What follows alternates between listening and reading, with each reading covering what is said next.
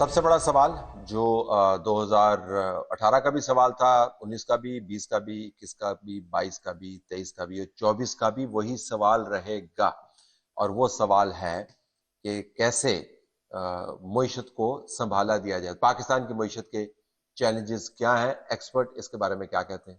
جیسے ہی حکومت بنے، جو ایکسپیکٹڈ ہے کولیشن گورنمنٹ ہوگی، وہ جتنی جلد سے جلد آئی ایم ایف کے پاس جائے، آئی ایم ایف سے معاہدہ کرے، اتنا ہی پاکستان کے لیے، عوام کے لیے اچھا ہے اور پاکستان کی معیشت کے لیے اچھا ہے۔ اگر ہم پاکستان کا ماضی دیکھا جائے، اگر وہی والی غلطیاں ہم دہرائیں گے ماضی کی حکومتوں نے جو کی ہیں، تو اور ہم آئی ایم ایف میں نہیں جائیں گے تو ہمیں اس سے بدتر صورتحال کا سامنا کرنا پڑ سکتا ہے۔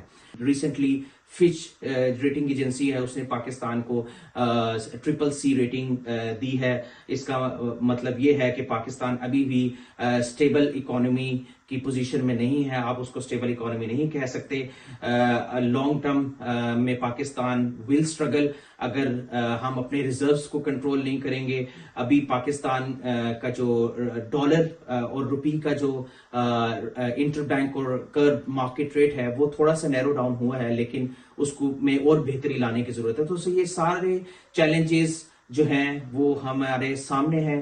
ڈومیسٹک چیلنجز آپ دیکھ لیں، کاسٹ آف لیونگ کرائسس جو ہے وہ بہت زیادہ ہے، اس کے اندر ہمیں ٹارگیٹڈ سبسڈیز پہ جانا ہوگا۔ جیسے ہم ماضی میں بے نظیر انکم سپورٹ پروگرام ایک بہترین ایگزامپل ہے، ان کے پاس ہمارا سارا ڈیٹا موجود ہے، تو ہم ان سے کوآرڈینیٹ کر کے تو ہم ٹارگیٹڈ سبسڈیز کی طرف جا سکتے ہیں، تاکہ اس غریب عوام کو، جو ایک پسی ہوئی عوام ہے، جو ایک پسا ہوا طبقہ ہے ہمارے معاشرے کے اندر، ہم اس کو ایک ریلیف فراہم کر سکیں۔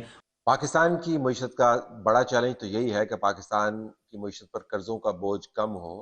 دوسرا بڑا چیلنج یہ ہے کہ قرضوں کے بوجھ کو کم کرنے کے لیے آپ نے معیشت کو ریوائیو کرنا ہے، انویسٹمنٹ لے کے آنی۔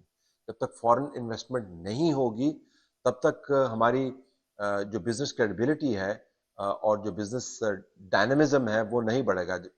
جب ہمارا اپنا انویسٹر ہی انویسٹمنٹ موو کر رہا ہو پاکستان سے باہر، ہنڈی کے ذریعے ہو یا کسی اور طریقے سے ہو، تو باہر کی انویسٹمنٹ کے اوپر تکیہ ہمارا بڑھ جاتا ہے۔ بہرحال ہمارا خیال یہ ہے کہ بگ ٹکٹ انویسٹمنٹ پاکستان کے اندر 2024 میں اگر آئے، UAE کی طرف سے آئے، سعودی عرب کی طرف سے آئے، تو معاملات آگے بڑھیں گے۔ آئی ایم ایف ہمیں مائکرو اکنامک سٹیبلٹی کا فریم ورک دے دیتا ہے، لیکن صرف فریم ورک رکھنے کی بات نہیں ہے، آپ نے ان معاملات کو آگے لے کے چلنا ہے، معیشت کو بحال کرنا ہے، جابز کریٹ کرنی ہے۔ جب تک انویسٹمنٹ نہیں آئے گی تب تک یہ جابز کریٹ نہیں ہوں گی، اور انویسٹمنٹ کو لانے کے لیے پاپڑ بیلنے پڑیں گے، بالخصوص لا اینڈ آرڈر کو آپ کو سٹیبلائز کرنا پڑے گا۔ تو